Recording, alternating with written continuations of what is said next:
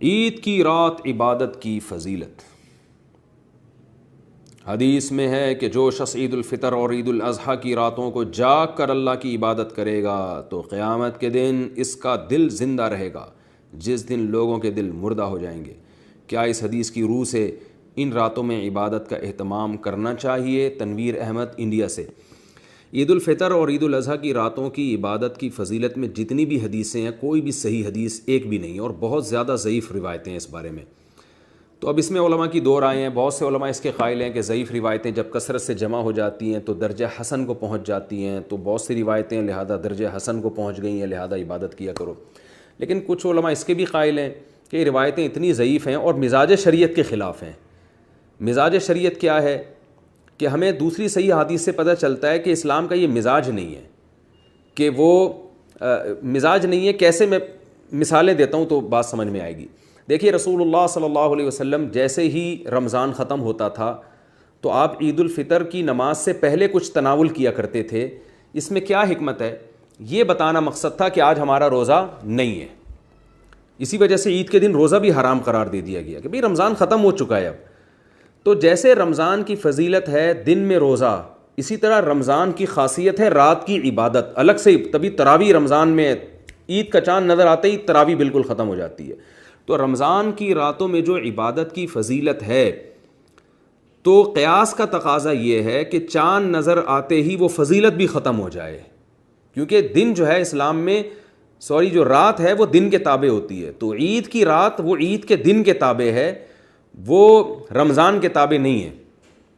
تو جیسے عید کے دن حکم یہ ہے کہ فوراً کھانا کھاؤ، یعنی عید کی نماز سے پہلے کچھ کھاؤ یہ بتانے کے لیے کہ ہمارا روزہ نہیں ہے آج، تو اسی طرح عید کی رات کا تقاضا بھی یہ ہے کہ جو رمضان میں آخری عشرے میں اللہ نے ہم سے محنت اور مشقت کروائی ہے، تو اب وہ مشقت ہماری ختم ہو چکی ہے۔ اب کوئی اپنے طور پر عبادت کرنا چاہے تو کر سکتا ہے، الگ سے کوئی اس کی فضیلت معلوم نہیں ہوتی۔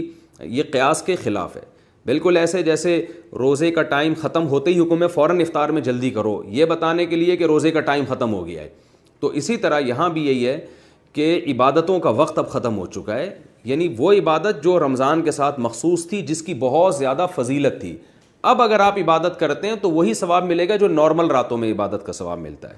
تو عید کی رات اگر کوئی شخص عبادت کرتا ہے اس نیت سے کہ مجھے عبادت کی عادت پڑ چکی ہے تو وہ عادت میری برقرار رہے تو بھی ٹھیک ہے، بلکہ اچھی بات ہے۔ ایک دم وہ ساری عبادتیں چھوڑ دینا مناسب نہیں ہے۔ تو اس نیت سے اگر کوئی عید کی رات کو، عید الفطر کی رات کو عبادت کر رہا ہے کہ مجھے عادت پڑ چکی ہے تو وہ میں عید کی رات اور عید کے بعد کنٹینیو رکھنا چاہتا ہوں، پھر تو ٹھیک ہے۔ یا نارملی کسی کا پہلے سے معمول تھا تہجد پڑھنے کا تو وہ عید کی رات بھی پڑھتا ہے تو بھی اچھی بات ہے۔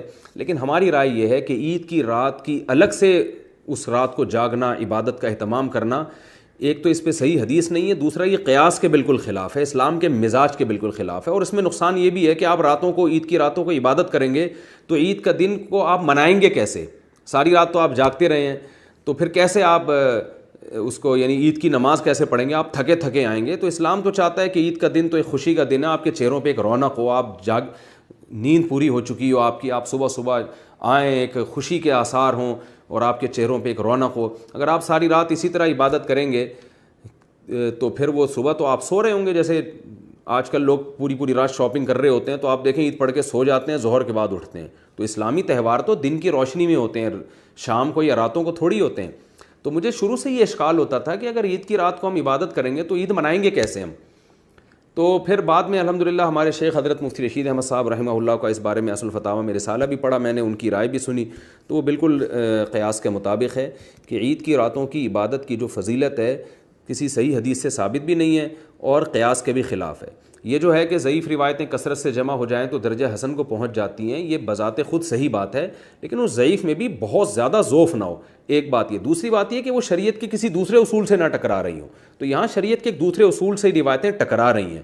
تو اس لیے ہماری رائے میں عید کی راتوں کی عبادت کی الگ سے کوئی فضیلت نہیں ہے، لیکن بہرحال بہت سے علماء اس کے قائل ہیں۔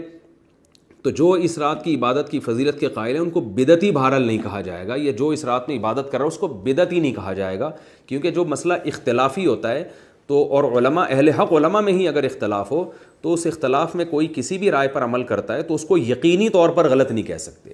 تو میری رائے یہ کہ عید کی راتیں سونے کی ہیں، اتنی عبادت ضرور کرنی چاہیے جس سے آپ کا عبادت کا معمول خراب نہ ہو.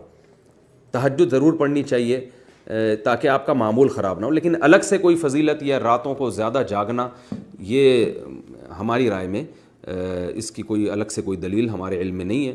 دونوں طرف علماء کی آرائیں ہیں، جس پر چاہیں آپ عمل کریں.